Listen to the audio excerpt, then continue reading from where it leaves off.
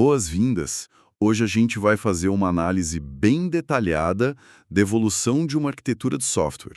Oi, pessoal. Os materiais que a gente viu mostram uma jornada bem interessante, sabe? Começa com um sistema pequeno para poucos usuários. E vai até uma infraestrutura assim super parruda, né? Pronta para milhões de requisições. Exato. E a nossa ideia aqui é justamente destrinchar esses passos, entender os conceitos por trás, os desafios que aparecem. Vamos lá. Vamos sim. E olha, esse é um desafio clássico da engenharia e muito atual. Não é só para quem desenvolve, não. Afeta todo mundo, né? Com certeza. Quem usa aplicação web tá nisso. As fontes mostram que sacar de escalabilidade, de performance é fundamental hoje.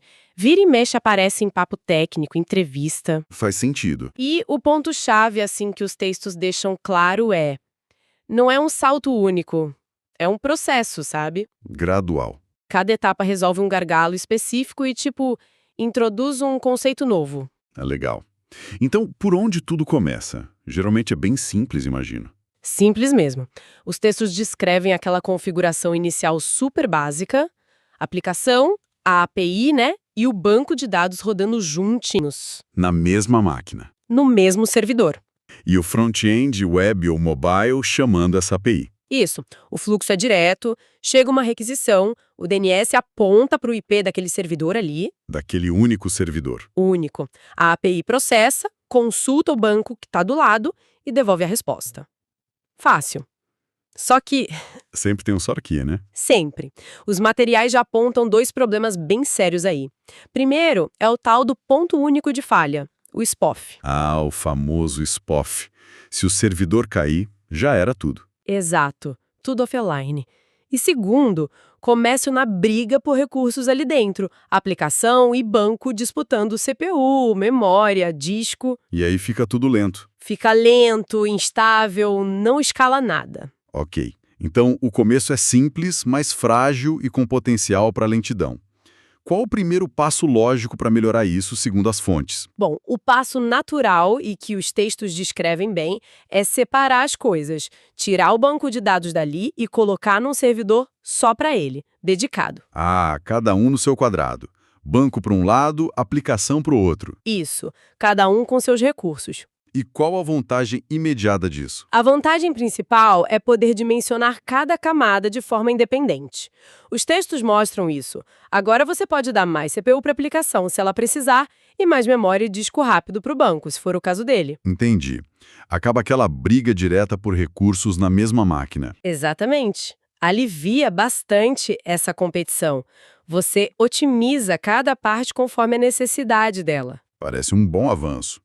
Mas ainda não resolve totalmente o problema da falha, né? Porque agora, se o servidor da aplicação cair, O sistema para. ou se o servidor novo do banco cair, Para também. A análise é clara nisso. A gente melhorou a organização, o dimensionamento, mas ainda temos dois pontos únicos de falha. certo. Então melhorou, mas ainda não está robusto para aguentar muita gente e ficar sempre no ar. Longe disso. É um passo importante, mas a disponibilidade ainda está comprometida. Então, para realmente aguentar o tranco e garantir que o serviço não caia, a gente precisa de mais de um servidor para aplicação, certo? É aí que entra a escalabilidade. Exato. E os materiais exploram bem essa parte. Tem duas formas principais de escalar, né? A vertical e a horizontal. Explica para a gente rapidinho a diferença pensando nesse contexto. Claro, escalar verticalmente é, tipo, turbinar o servidor que você já tem. Mais CPU, mais memória, um disco mais rápido. Deixar a máquina mais potente. Isso. Só que isso tem um limite físico, né?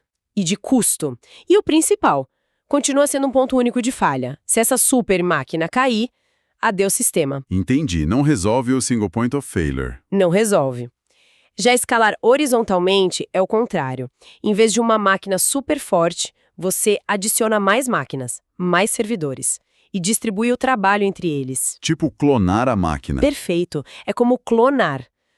E para conseguir alta disponibilidade, para poder crescer bastante, as fontes são unânimes. O caminho é a escalabilidade horizontal.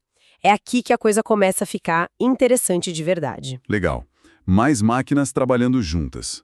Como isso funciona na prática para a nossa API?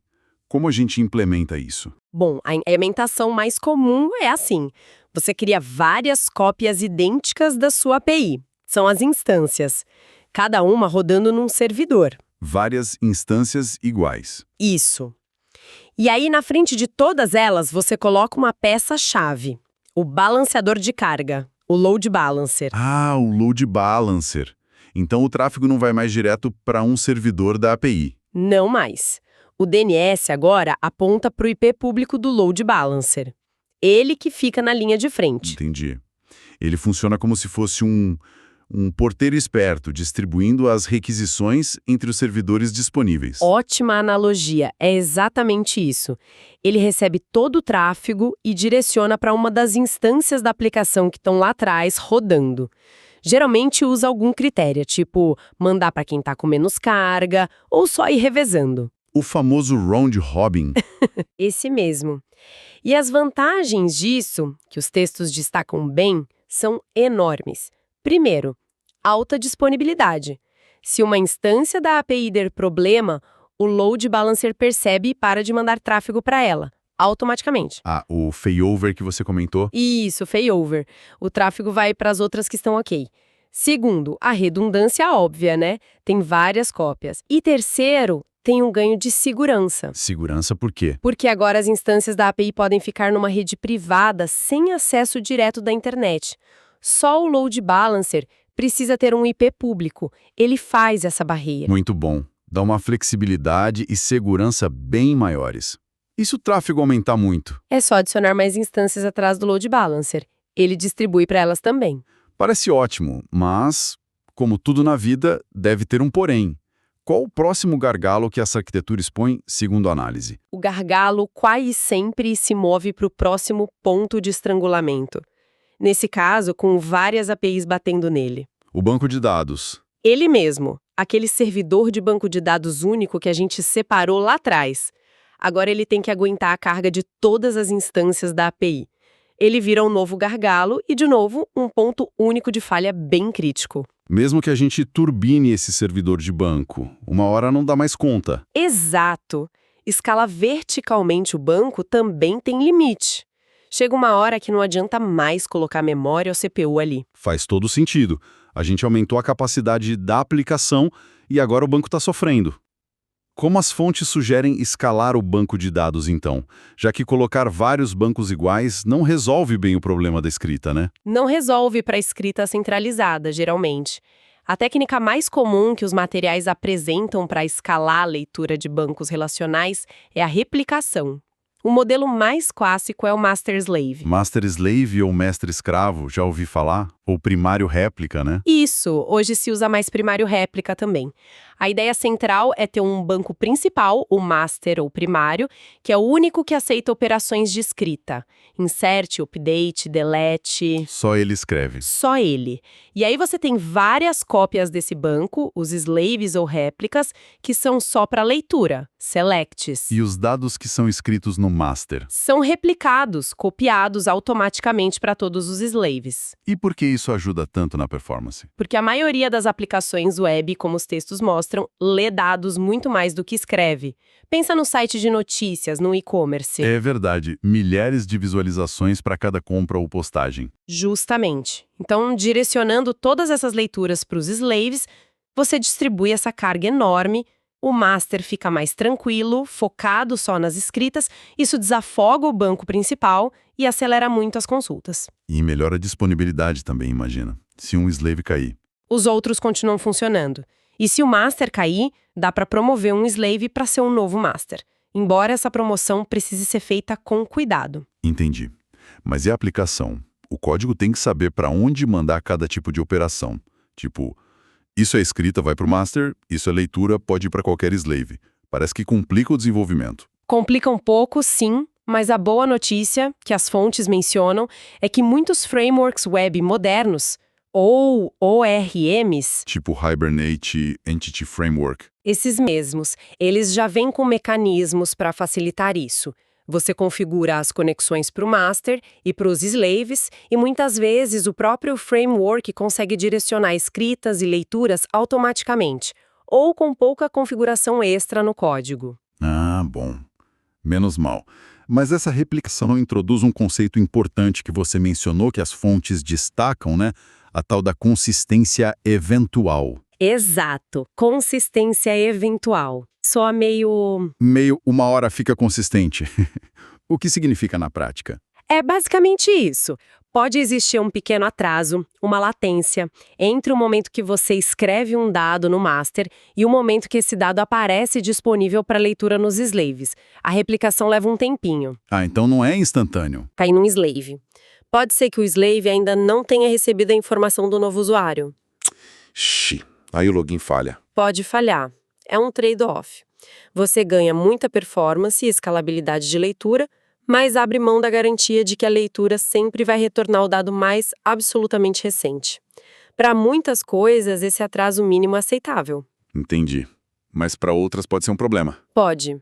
Nesses casos, talvez você precise de estratégias no código, tipo forçar a leitura direto no master para certas operações críticas, mesmo que seja um pouco mais lento. Compreendi o trade-off. Ok, então temos aplicação escalando horizontalmente com um load balancer, banco de dados escalando leitura com replicação master-slave. Tá ficando robusto, mas para deixar tudo ainda mais rápido, principalmente para dados que não mudam a toda hora. Aí entra o cache, com certeza, para dar aquele gás na performance e, de quebra, aliviar ainda mais a carga nos bancos de dados, até mesmo nos slaves. Cache é vida. É quase isso. A ideia, como os materiais explicam, é guardar dados frequentemente acessados em memória. Memória RAM é muito mais rápida que o disco onde o banco de dados guarda as coisas. E a gente guarda ali o quê? Dados que mudam pouco? Exato. Informações de perfil de usuário que não mudam toda hora, catálogo de produtos, configurações, coisas que são lidas muitas vezes. Legal. E os textos falam de um padrão comum para usar o cache, o cache aside. Como ele funciona? É um fluxo bem estabelecido. A aplicação, antes de ir para o banco, pergunta para o cache: "Ô cache, tem esse dado aí?" Primeiro no cache. Sempre. Se o cache tiver o que a gente chama de cache hit, ele já devolve o dado. Super rápido. Fim da história. E se não tiver? O cache miss. Aí sim, a aplicação vai até o banco de dados, provavelmente um slave, se for leitura, busca o dado, pega o resultado e aqui está o pulo do gato. Antes de devolver para o usuário, ela guarda uma cópia desse dado no cache. Ah, para a próxima vez que alguém pedir, já está lá. Exatamente. Para a próxima requisição daquele mesmo dado, ser um cache hit. E aí sim, devolve o dado para o solicitante original. Muito esperto. Evita ficar batendo no banco toda hora pela mesma coisa. Mas, aquela minha pergunta é de sempre. Se a gente coloca só um servidor de cache, não estamos criando outro ponto único de falha e um gargalo se muita gente acessar o cache ao mesmo tempo? Sua intuição está perfeita. Um servidor de cache sozinho é sim outro SP-off e outro gargalo em potencial. Se ele cair, a performance vai para o espaço, porque toda a carga de leitura que ele estava absorvendo volta para o banco de dados. Sabia. Por isso, as fontes são enfáticas. Use um cluster de cache distribuído. Mencionam tecnologias como Redis, Memcached, que rodam em múltiplos nós, ou serviços gerenciados na nuvem. Como o AWS Elasticache, que os textos citam. Esse mesmo. Com um cluster, você tem vários servidores de cache trabalhando juntos, distribuindo os dados e a carga entre eles. Se um nó do cache falhar, os outros continuam operando. A aplicação continua rápida. A redundância é chave aqui também. Entendi. Distribuir sempre que possível. Nossa arquitetura está parecendo um time bem completo agora. Mas e a dinâmica do tráfego? Como a gente lida com aqueles picos de acesso tipo Black Friday, sem precisar deixar um monte de servidor ligado o tempo todo, gastando dinheiro? Ótima pergunta. Aí entra um conceito super poderoso que os materiais detalham bastante: elasticidade. E a forma de implementar isso é com auto-scaling. Auto-scaling. Escala automática. Isso. A ideia é fazer a infraestrutura se adaptar sozinha, dinamicamente à demanda. Você não precisa mais adivinhar qual vai ser o pico e deixar tudo superdimensionado. Como funciona isso? Você configura o que chamam de Auto-Scaling Group para os seus servidores de aplicação. Nesse grupo, você define um número mínimo de instâncias que você quer sempre rodando. Para garantir a disponibilidade básica. Exato. E um número máximo de instâncias, para não estourar o orçamento. Mínimo e máximo. E o que dispara o aumento ou a diminuição? Métricas. O sistema de autoscaling fica monitorando métricas das suas instâncias ou do load balancer. A mais comum é o uso médio de CPU. Ah, tipo, se a CPU média das instâncias passar de 70%? Exatamente. Se passar de um limite que você definiu, tipo 70%, o autoscaling automaticamente sobe novas instâncias, instala a aplicação nelas e as registra no load balancer para começarem a receber tráfego. E quando o tráfego diminui? O inverso. Se a CPU média cair abaixo de outro limite, tipo 30%, ele começa a desligar as instâncias ociosas uma por uma, até chegar naquele número mínimo que você configurou. Uau! Então a infraestrutura cresce e encolhe sozinha conforme a necessidade real. Isso é fantástico para otimizar custo. Fantástico. Os benefícios são claros, como a análise mostra. Otimização de custos, porque você só paga pelo que usa, e resiliência automática a picos de tráfego. A aplicação aguenta a carga sem intervenção manual. E os provedores de nuvem geralmente oferecem isso de forma integrada, né? Sim, totalmente integrado com load balancers, máquinas virtuais. É um recurso padrão hoje em dia. Ok, nossa arquitetura agora é elástica, escalável horizontalmente, tem cache distribuído, banco replicado. Estamos bem protegidas contra falhas de servidores individuais. Mas e se o problema for maior? Tipo, um desastre que afeta o data center inteiro? Um incêndio, uma queda de energia geral na região? Aí a gente entra no nível mais alto de disponibilidade, que é a proteção contra desastres regionais, para aplicações que não podem parar de jeito nenhum, onde a continuidade é crítica. Tipo bancos, sistemas de emergência. Exatamente. Os materiais apontam para a redundância geográfica. A estratégia é radical. O que seria? Basicamente, duplicar toda a infraestrutura que a gente montou até agora, load balancer, auto-scaling groups, clusters de cache, banco master slave em um segundo data center. E esse data center tem que ficar em outra região geográfica, bem longe. Outra região. Tipo, outro estado, outro país. Isso, o exemplo que as fontes dão é ter uma infraestrutura completa em São Paulo e outra idêntica na Virgínia, nos Estados Unidos. Caramba! Duplicar tudo em outro continente. Isso deve ser extremamente complexo e caro. Como o tráfego sabe para qual data center ir? É muito complexo, sim, e caro. Para gerenciar o tráfego entre esses dois data centers gigantes, você usa um outro tipo de load balancer, um nível acima, às vezes chamado de gerenciador de tráfego global, ou usa um DNS inteligente, GeoDNS. E o que ele faz? Ele direciona os usuários para o data center que estiver mais próximo ou que estiver respondendo melhor, mais saudável. E o mais importante, se o data center inteiro de São Paulo tiver um problema sério e sair do ar. O gerenciador percebe. Percebe e automaticamente redireciona todo o tráfego 100% para a infraestrutura lá na Virgínia. A aplicação continua funcionando para os usuários finais, mesmo com o data center inteiro fora. É o máximo de resiliência. Impressionante. É a prova de desastres maiores. Mas imagino o desafio que deve ser manter os dados sincronizados entre São Paulo e Virgínia, com a distância e a latência da rede. É o maior desafio técnico disso tudo, sem dúvida. As fontes destacam muito isso. A latência entre continentes é alta.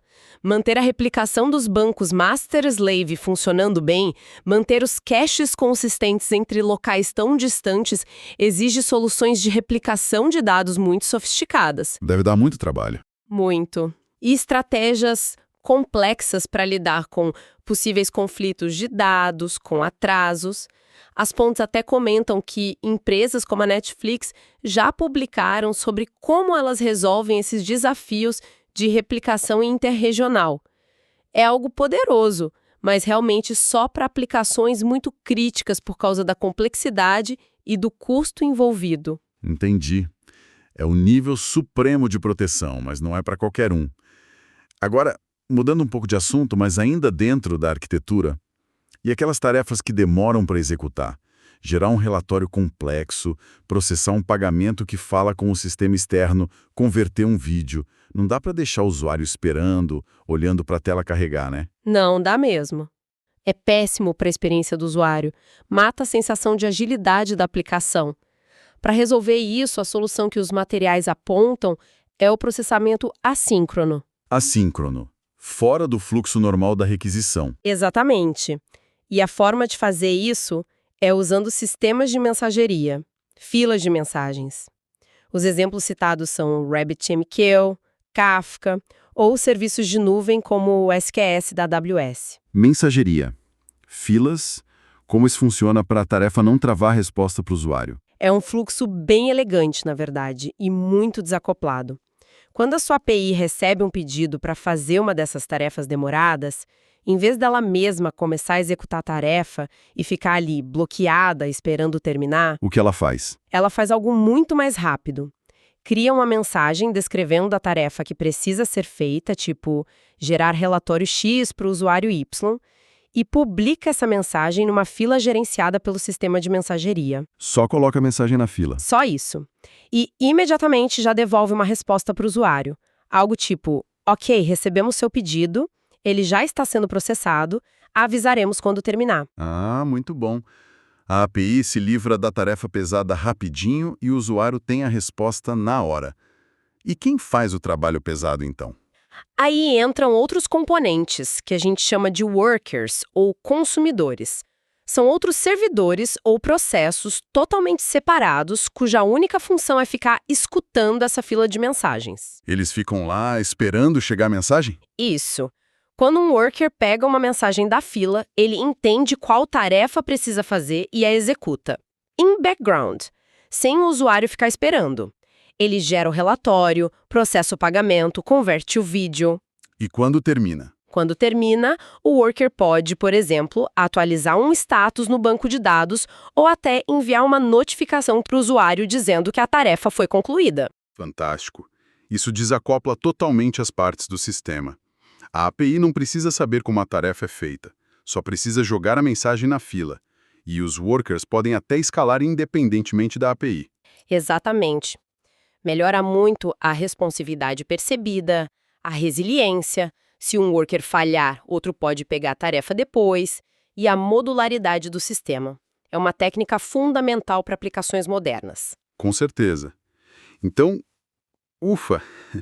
Depois dessa jornada toda, a gente chega numa arquitetura bem sofisticada, né? Vamos recapitular os componentes principais que os materiais descreveram? Vamos lá, para ter uma visão geral. A gente tem lá na frente um gerenciador de tráfego global, apontando para múltiplos data centers para ter redundância geográfica. Certo, proteção contra desastres. Dentro de cada data center, tem um load balancer regional distribuindo a carga para as nossas instâncias de aplicação, que rodam em auto-scaling groups para ter elasticidade. Perfeito. Aplicação escalável e elástica. Essas aplicações usam um cluster de cache distribuído para acelerar o acesso a dados frequentes. Memória rápida para aliviar o banco. E falam com um banco de dados replicado, no modelo Master-Slave ou primário-réplica, para escalar a leitura e dar mais resiliência para o banco. Banco escalável na leitura. E, finalmente, para tarefas demoradas, a gente usa um sistema de mensageria com workers dedicados fazendo o processamento assíncrono. Desacoplamento e responsividade, é isso aí.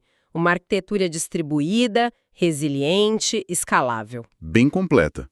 Mas para gerenciar toda essa complexidade, não basta só ter as peças, né?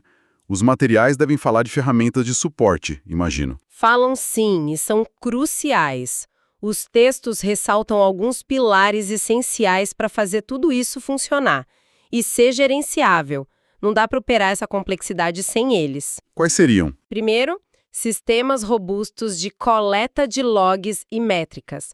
Você precisa ter visibilidade do que está acontecendo em cada pedacinho dessa arquitetura distribuída. Sem dados, você está cego. Para entender o comportamento e diagnosticar problemas. Exato. Segundo, em cima desses dados, você precisa de monitoramento e alertas em tempo real. Ferramentas que ficam olhando as métricas, os logs e te avisam na hora se algo estranho acontecer. se uma métrica sair do esperado, se um erro começar a aparecer muito. Para agir rápido, antes que o usuário perceba o problema. Idealmente, sim. E terceiro, um pilar fundamental nessa escala é a automação. Muita automação. Especialmente o que a gente chama de CI/CD. CI/CD, integração contínua e entrega contínua. Por que isso é tão vital aqui? Pensa só. Você tem dezenas, talvez centenas de servidores de aplicação rodando em 2 data centers diferentes. Como você atualiza o código da sua aplicação em todos eles de forma rápida, segura e consistente? Manualmente. Impossível. Seria um caos. Exatamente. Seria lento, arriscado, propenso a erros humanos. As pipelines de CI/CD automatizam todo esse fluxo, desde o momento que o desenvolvedor envia o código, rodam os testes automatizados, empacota a nova versão da aplicação E distribuem para os servidores. e distribuem de forma controlada. Talvez primeiro para um pequeno grupo, Canary Release, monitoram se está tudo bem e aí sim distribuem para o resto. E se der problema, a pipeline permite reverter para a versão anterior rapidamente. É essencial para manter a agilidade e a segurança num ambiente desses. Faz todo sentido. Sem automação, essa complexidade toda seria ingovernável. Então, o que a gente tira dessa análise toda? Qual a grande lição? Olha, para mim, a lição principal que os materiais passam é que escalar uma aplicação não é um evento, não é instalar um produto. É uma jornada iterativa. Um processo contínuo. Contínuo. Você resolve um gargalo e essa própria solução geralmente expõe o próximo ponto fraco. Aí você ataca esse novo ponto, é passo a passo adicionando camadas de resiliência, de performance, conforme a necessidade real vai surgindo e o sistema vai crescendo. E os textos até indicam o livro System Design Interview, para quem quiser mergulhar mais fundo nesses conceitos e padrões, né? Mencionam sim. É uma ótima referência para quem trabalha com isso ou quer se preparar para discutir esses temas. Legal. E para fechar, talvez uma reflexão que os materiais não detalham tanto, mas que essa jornada toda inspira. Manda aí. Com sistemas ficando tão complexos e distribuídos assim, o desafio não é só técnico, né? Como as equipes, as pessoas se organizam para dar conta de tudo isso, para projetar, operar, evoluir essa máquina toda. Excelente ponto. Esse é o desafio humano e organizacional que anda junto com o técnico. Como garantir a comunicação entre times, como manter o conhecimento sobre o sistema, como tomar decisões. Lidar com a complexidade organizacional é tão crítico quanto lidar com a técnica para que essas arquiteturas realmente funcionem bem no mundo real. Fica aí a reflexão, então. Não basta só a arquitetura evoluir, as equipes e os processos também precisam acompanhar essa evolução. Perfeito. Um ótimo ponto para a gente pensar.